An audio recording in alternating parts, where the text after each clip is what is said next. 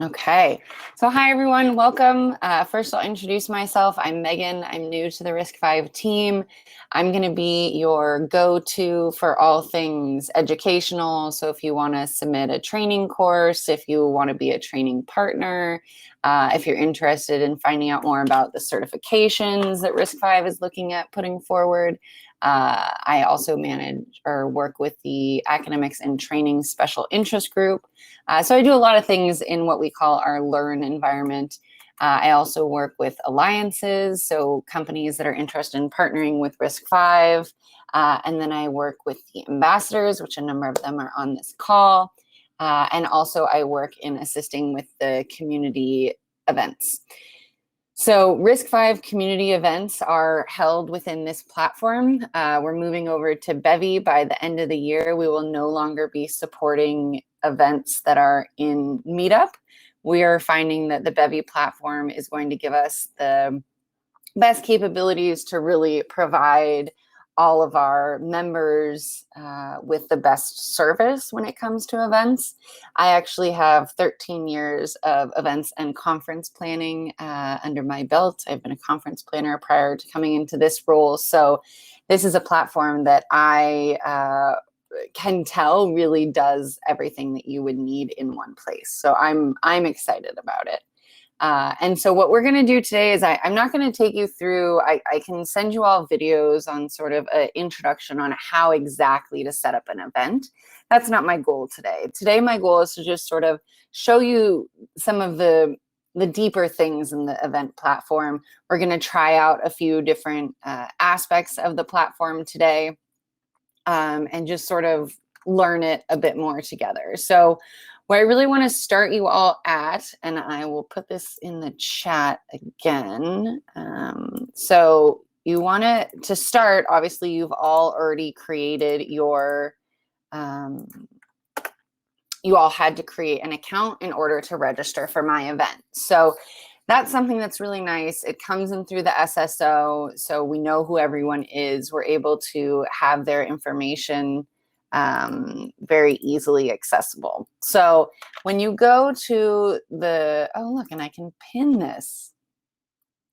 Very cool. Oh, Janet, you did that, huh? Yeah. Okay, so you can pin things in the chat. I'm learning something new every day. So if you go to community.risc-v.org/chapters, that's where you can see all of the different chapters. And I will go ahead and share my screen and feel free to log in and sort of go along with me. But this is, okay, you are sharing your screen. Perfect. This is what you should see when you go to the chapters page. So essentially, I'm already a member of every chapter, so it looks a little different for me. But when you go into the chapter, there's a join chapter here button. And that's what you'll do to be able to be involved in every chapter. Now, the reason I recommend joining as many chapters as you want to be a part of is because when an event is created, you are automatically sent an email when that event is posted. So it's a great way to stay on top of things without having to go back to each individual page or, you know, look for additional details on your own. It automatically notifies you. So as you can see, we have a lot of different groups. And it is our hope to do between 2 and 4 events per group per year. So that's sort of our goal. So that is the chapters page. So you can go ahead and add yourself to all the different chapters that you're interested in being a part of. So that's sort of where I wanted to start. I am going to create a how-to guide that'll be within the platform. And I'll show you where that's going to be in a minute, but it's not there yet. I'm still finalizing it and tweaking it. But essentially, that's where everyone will start, whether it's you wanting to be a host or whether it's a person just wanting to come to some of the events. Everyone has to have an account in order to come to the events, so that's a really important thing to know. We do have a quick start guide, which I will send out to you all, and that sort of just walks you through I'll share my screen again so you can see it.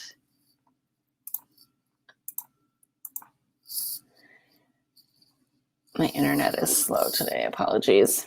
And so this is a quick start guide that I'll send to you. And it really just says, you know, what is the Bevy platform? How do you use it? And this will be linked on your page up here where it says dashboard. There'll be another page up here that says host information. So that's where you'll find this quick start guide. Yeah. If you hit dashboard, if you go back and hit dashboard, I actually put a blank one up there. So this is where it'll be. She's the best. Janet works with Bevy. So that's, okay, perfect. That's awesome. So that's how you all will find it. Awesome. So that's where my quick start guide that is here will go there for you. So just to tell you a little bit about why we're using this community platform, just to let you know, RISC-V pays all fees. So unlike Meetup, you will not need to pay any fees. We cover everything for you. In my opinion, it's really a great one-stop shop. I used to work for Cloud Native Computing Foundation. For anyone who has seen their events, they're fantastic. It's such a good team.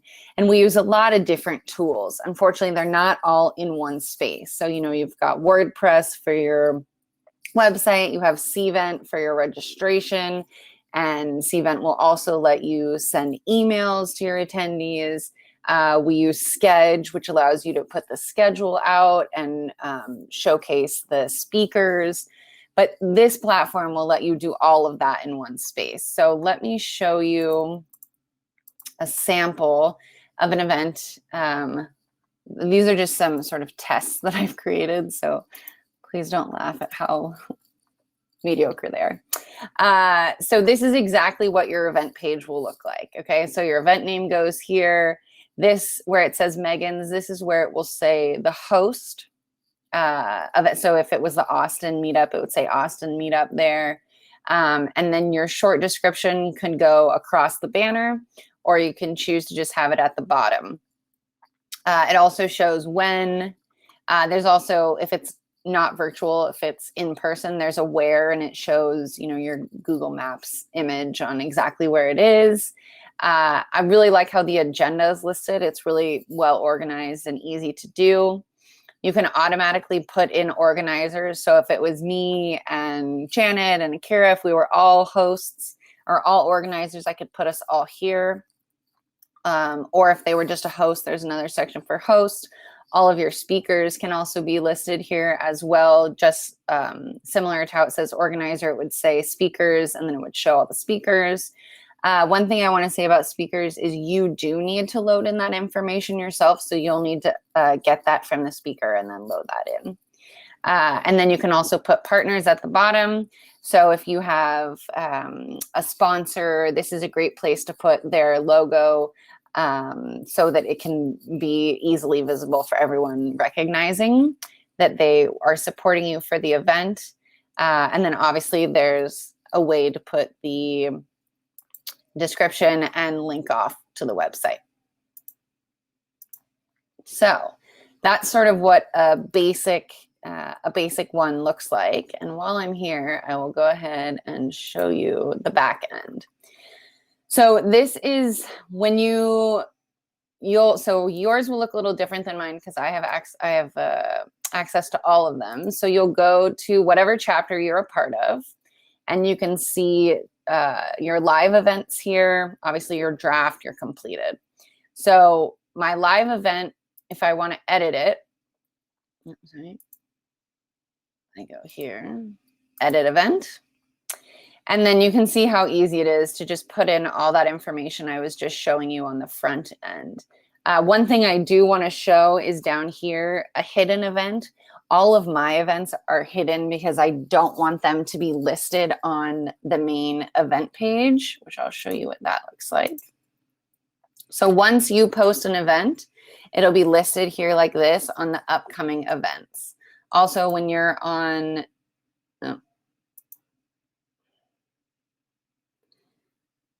when you're on the main page, they're all listed at the bottom. So the reason I have mine hidden is because I don't want them here. This is a Kira's event. So another thing I want you to recognize on the back end are the allow automated emails. I recommend this. That's what basically just sends out the emails before saying, you know, you have RSVP'd for this event. Here's your easy way to add it to your calendar, things like that. You can put an event banner. This is an image that I'll give everyone access to. Actually, it's a screenshot of a PowerPoint presentation that I made for any community events that want to use a PowerPoint presentation. So if you click allow automated emails, then it'll automatically create those emails for you. You'll want to uncheck hidden event and show event on chapter pages so that everyone can see it. We've already put in the thumbnail for you. This is really easy how you create that agenda that I was showing you earlier. Down here is where you'll decide if you want to use Bevy Virtual, which is what you're in right now, or a Zoom. So you can use a Zoom if you want to have, you don't want to see all my baby stuff behind me. You can do that and then have all the Zoom aspects, but you're not going to be within the platform.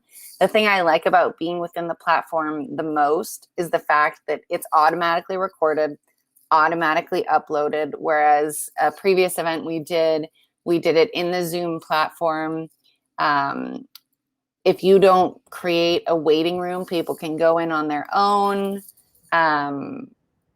Sorry, one note there, Megan. Yeah. It's not automatically recorded, so you have to actually click record in order for it to record. Mm-hmm. But you don't have to worry about stopping it at the end of the meeting. It will automatically stop, and then within about, usually it's like give it an hour, but it's usually within like 5 or 10 minutes recording available at the end. That's awesome. Thanks, Janet, for the reminder. And so again, right now we're using the Bevy platform, which we'll just call the community event platform in the future. But you can also put in your own external URL. So just know that if you want to use a Zoom, you can. RISC-V can also provide you with that Zoom if you prefer. Again, you'll just need to, at the end, get it downloaded and then upload it into YouTube and then upload it into the system. So you can also select things like private question and answers. So right now, I believe your Q&A are public. Oh, I see I have a direct message. Oh, Janet. And, you can disable the chat if you want. I've never put anything into the event tracking. You can. It's for Facebook. And this is where what I was showing you about how you can put in speakers, mentors, panelists, moderators, hosts. This is where you put in the local partners, which is sort of what I think of as sponsors. And then you set your tickets, the number of tickets you have, and then press publish. It's that easy. Just so you can see the emails, there's automatically a post-event survey that's really basic and easy and simple. So I recommend doing that. It's great to get feedback, find out, did they think it was long, too long, too short? How are the presentations? It's got really good basic questions that as an event planner, I would always ask. And then I put in, and I'm not sure if you all got it, but a link to log in. Something that I've noticed in virtual events is that oftentimes you forget they're on your calendar, or you didn't put it on your calendar, or you can't find the link. And so I'm not sure how many of you use this. If you want to just say in the chat if you used it or not. It automatically sent you the link 15 minutes before, which made it a little bit easier. I can show you what that email looked like if I can find my email. Here it is. So this sent it to me 10 minutes before the event. All the emails come from local@risc5.org. If you ever have any questions about the community groups, you can always email that, and that will come to me and everyone else who on the RISC-V team has access to that email. So this is the email real simple one. If they clicked on this section, it would take them to the event. If they clicked on get your ticket, it would take them to the event page. And then as you all saw, you log in from the original event page that you got your ticket at. So that's sort of the basics on the back end and the emails. Another thing that's great are the analytics. So my event doesn't have any because my events are all hidden. So let me go to Austin because we just had an event there. So here are the analytics. We've only had one event there September 1st today, so last month. But this is great because it shows you sort of the graphs on check-ins, number of attendees. Another thing that I really like about people coming in through the event platform is that it automatically shows you as a checked-in attendee, which is great. So you can see the number of attendees. Check-ins means the number of people that actually showed up to that event. And this shows you sort of when your ticket sales went up. As usual, as we see a lot, it's more towards the last minute that people are registering for events. And if you had sponsor revenue information, you could put that in here. I don't know that we'll have a whole lot of use for that, but that's sort of where that is. So I'm just gonna hold and take a breath there for a minute and see if anyone has any questions. My screen is not changing. Can you tell me what you mean, Sean? You're not able to see the... But if anyone else has any other questions, please feel free to put them in the chat.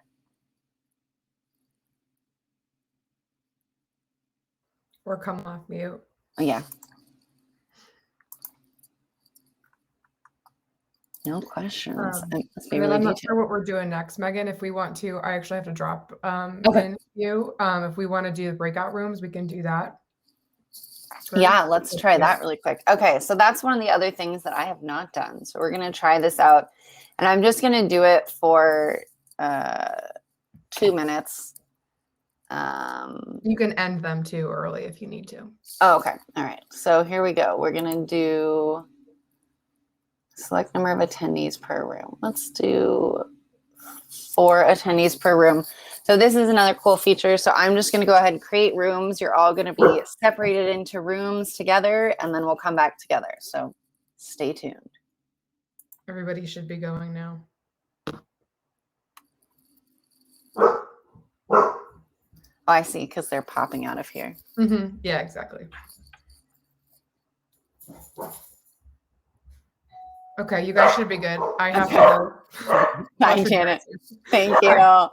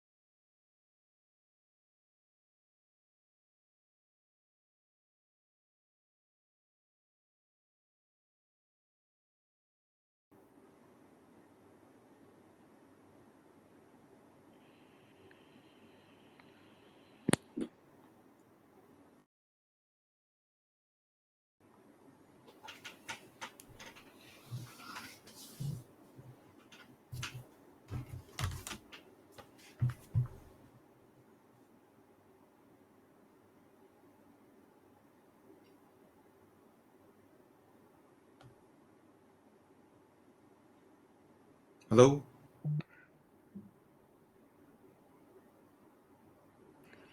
Hello. Let's see, who do we have in this room? Oh, Oh, this are we in a room?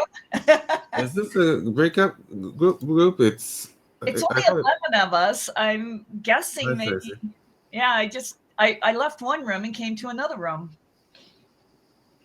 My camera is awesome. Oh, there's Megan. Okay. All right, so I brought you back. Oh, now it's working. Okay.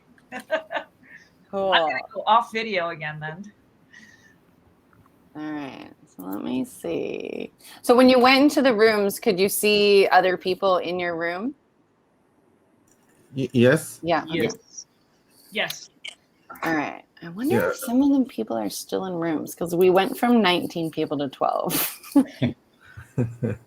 It's nice. It's nice how it lets you, when you're in the room, you can like still see the general chat and the room chat and like individual DMs. It's pretty handy. Yeah. So it is. I noticed with mine is it sort of, I was being held on a screen that said, we'll join in a minute. And I just pressed refresh and it took me back. So I think maybe that's where some of the other people are at. Let me just see if my email is getting hit up.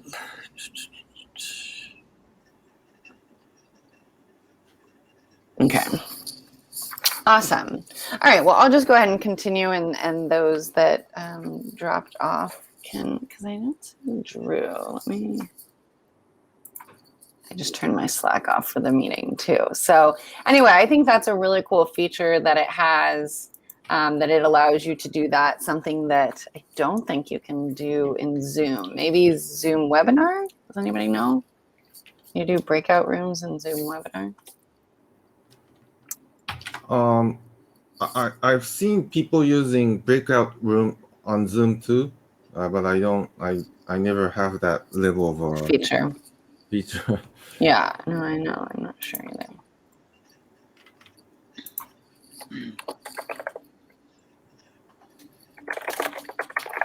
Okay. I'm just letting Drew know to refresh. Yeah, I think we lost a few people on that one. That was my first time doing that, so thanks for doing it. Just to sort of go back to the platform before I jump back into the system, a couple of other things that RISC-V helps with is your promotion. So we are happy to send out tweets on your behalf, making sure that the community knows about the event.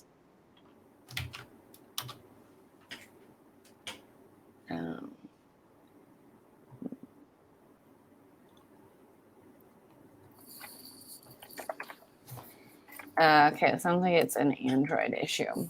So that's a great thing, is that we're able to promote your events for you. And yeah, and I think that the breakout feature is a good one. If you need to use it, it's a great way to sort of interact with people in smaller groups. So other ways that RISC-V can help you all promote, you know, like I said, we'll do a Twitter post. If you're doing an in-person event, we'll do it when you launch your event. If you're doing a virtual event, we'll do it a few days before, because that's typically when we see people register for your events. But again, as long as people are a member of your group, once you create the event, they'll automatically be notified of it as well. The other thing we do is we post your event recordings on the RISC-V YouTube channel, which actually get a fair number of views right away. So that's a great way to get people to hear about your events and join. We send out notifications. I think that's how a lot of individuals found out about this meeting today. We send out emails to all members, just letting them know of upcoming events. Once we get more events in the system, we're talking about either sending a weekly or monthly email, just as a reminder, these are all the upcoming events this week. Don't forget to register. So you're automatically being put in front of RISC-V users and people who are interested in your events. After the event, we do a post-event blog post which I will share my screen again so you can see what this looks like.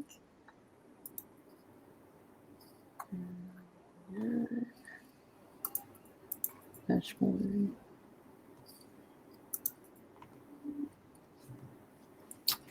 One second.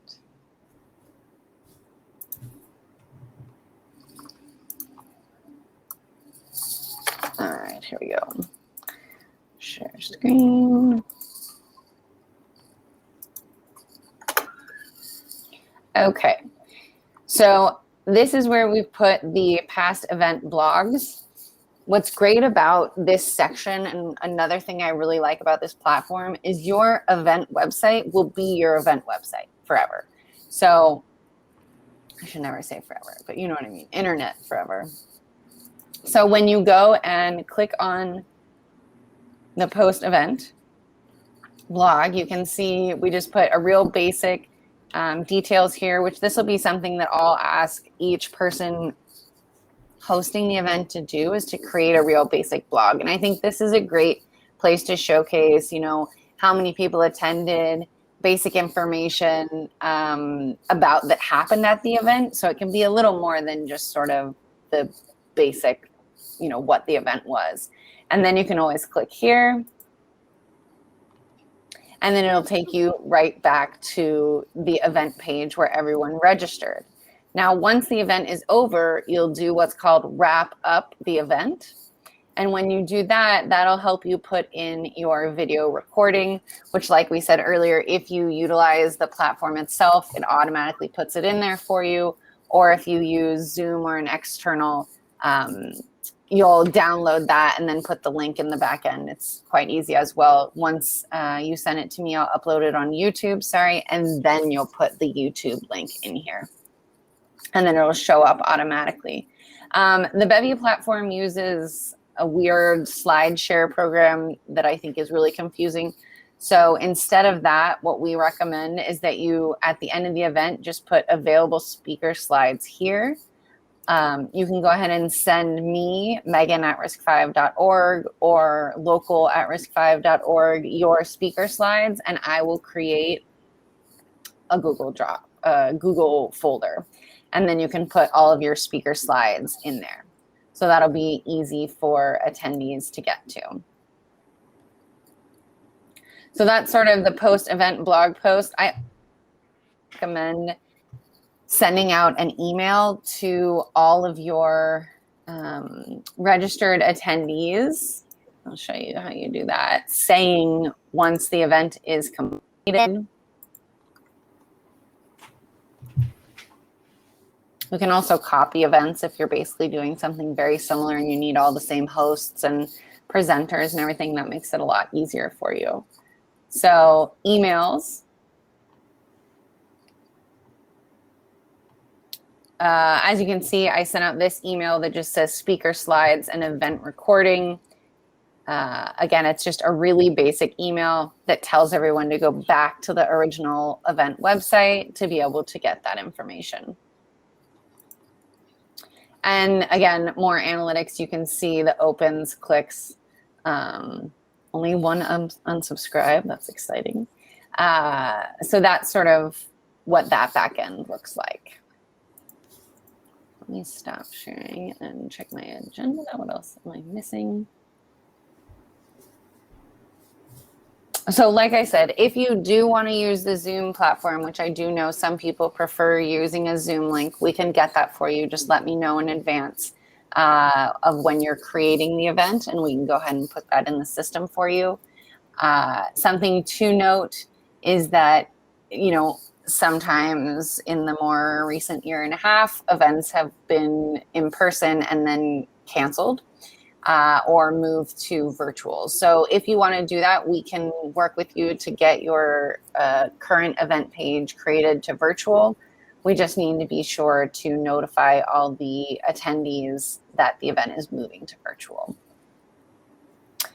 Let's see, what else? And I'm happy to walk anyone through one-to-one when they're setting up their first event. So feel free to let me know if you'd like that, and we can set that up.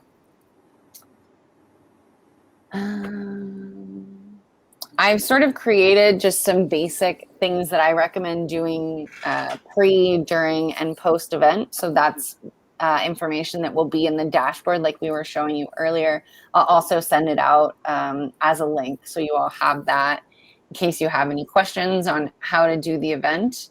I also have a long list of additional resources that I'll send out to everyone who's registered for this event and have on that website.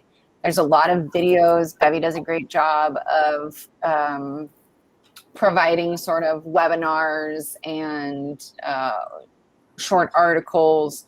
They can help you with virtual events, in-person events, you know, if you need technical information when you're doing in-person events.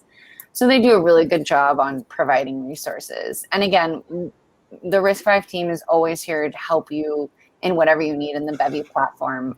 We pay for it.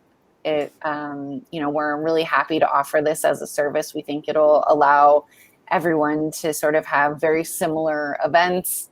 And we think it's a great resource. So we're really excited to have everyone use it. And I think it's going to really allow us to grow the community. Some things I've learned recently in community managers meetings is that, you know, there is what people are calling some Zoom fatigue, which is just people are tired of staring at a screen all day. But on a positive note, especially if you're in another country or you speak a language other than English, people are finding on average that if you host an event in another language in that country, in their local language, people are more likely to attend. You may not be able to get the global scale that you're looking for, but we are still seeing really great numbers. I know Akira's done this, and I think, Akira, last time you had 50-something people? Yes, the registration is normally about close to 90. Yeah, 100, yeah. And the simultaneous attendee participant will be about 40-something, 44, yeah.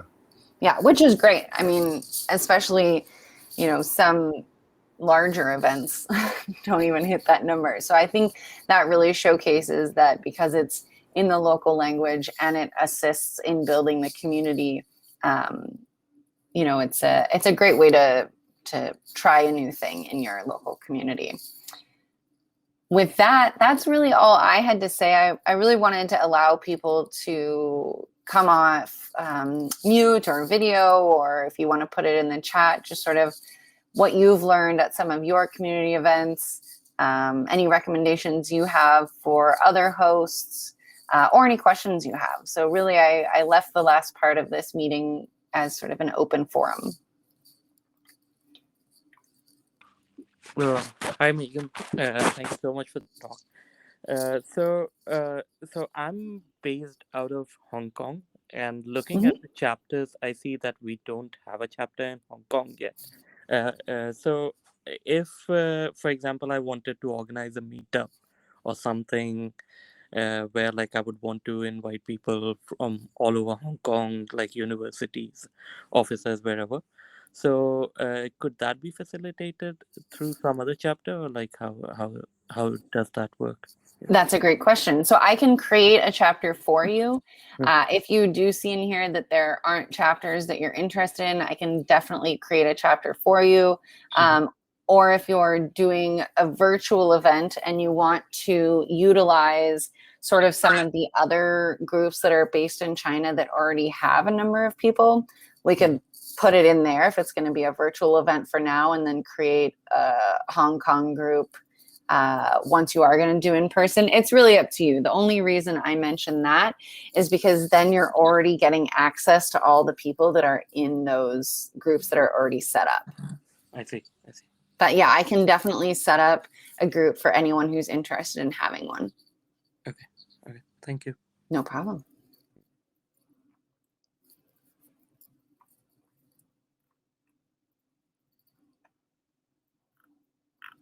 Any other questions or?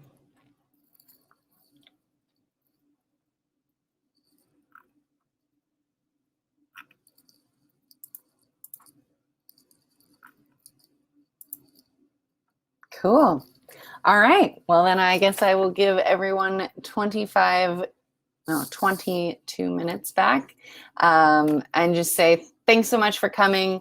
We're really excited about getting more of these events launched. I know that in the coming months, we've got September, we have one in Germany, the Tokyo Technical Group. Boston, I believe, is having one in September or October. There's talk of doing another Bay Area one before the end of the year. I know the Portland group is talking about it. Kim, where else? I think San Diego was talking about it. So there's a lot of different groups that are talking about doing them at the end of this year. So, we understand everyone is ready to be back in person, and we are also ready to be back in person as soon as that is healthy and safe to do so. So don't feel like you can't have an event now because you want to do it in person. We really encourage you to do even a virtual event now in order to build that community. So when we are ready to go back to in-person events, you already have your listserv. You're going to have a broader listserv when doing virtual in the beginning. And then you never know what will happen later on. Hey, Megan, sorry, I was multitasking because I know all this during your call, but I'm glad. Thank you for everybody who stayed. And I know it's late for some of you. I work with Megan, so I lead our visibility and community efforts. A couple things. Megan, did you mention the speaker list that you're putting together to help us all find speakers? I did not. No, thank you. You're welcome. So I do have a speaker list that I've been sending out to past speakers at RISC-V events and just sort of industry leads, and asking them if they're interested in speaking at future events. So I have a list of speakers from all over the world that have said if they're willing to do virtual, in-person topics that they can speak on. And then when a community event lead asks me for someone, I can go into my list. I think I've got like 38 people that have said they're interested in speaking at events. So I can go through and reach out to those speakers individually and say, the Austin meetup group is looking to have someone. I know you're in Germany, but you're willing to do virtual. If we did one during this time, would you be interested? So we also have resources to help you find speakers as well. Yep. And Megan, I need your help finding a speaker for my Rocky Mountain and my San Diego. So connecting on that, unless anybody knows that they want to speak virtually. And I wanted to let you all know that the community events are really important to RISC-V. So when we look at like our hierarchy of events, community events is where we bring the local community together. And the fact that we have this platform and we can do them virtually as well as in person. And even at the same time, you can get your message to the worldwide audience with the way that we're putting it on YouTube. And this is really important because this is the local content that drives to maybe our forum content, our deep dive, in-depth one topic events. That drives into our RISC-V Days, which are regional events such as RISC-V Days Tokyo and RISC-V Days Taipei that we have coming up, India as well, which drive in the summit. So this is all really important as just another way for us to engage the community and spread the RISC-V love around. So thank you all for doing this, and we want to help make you all successful. And make you all successful and help support these events. Thanks. And you might have said that already, Megan. I wasn't fully listening, but no, that's perfect. I know, 40 minutes of talking straight to a screen is harder. Megan and I are here to help you but with your events. So thank you all for agreeing to help organize them. We really need you. You are important to us when you do that, and we're here to help support you with little things that you need. Definitely. And anyone who isn't a host but wants to be a host, just join the group and then send me an email and I will add you as a host to that group. We're really encouraging having as many hosts per group as we can because it just benefits everyone. No one owns any of these groups. It's a community group, so everyone is a part of them. Ooh, cool. All the parts. All right. Well, thanks, Kim. And anyone who is a host, I am going to be sending out RISC-V shirts probably get to it next week. But again, if you want to be a host of a group and you're not, let me know and I'll add you to it. Otherwise, as long as you're a host, you'll be hearing from me soon and you'll be receiving your shirt.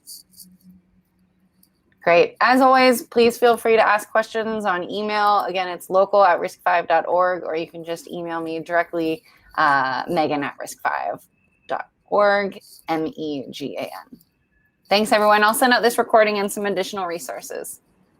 Have a good day. Bye. Bye. Bye, Thank you. Kara. Hi, Megan. Hi. Bye, everyone.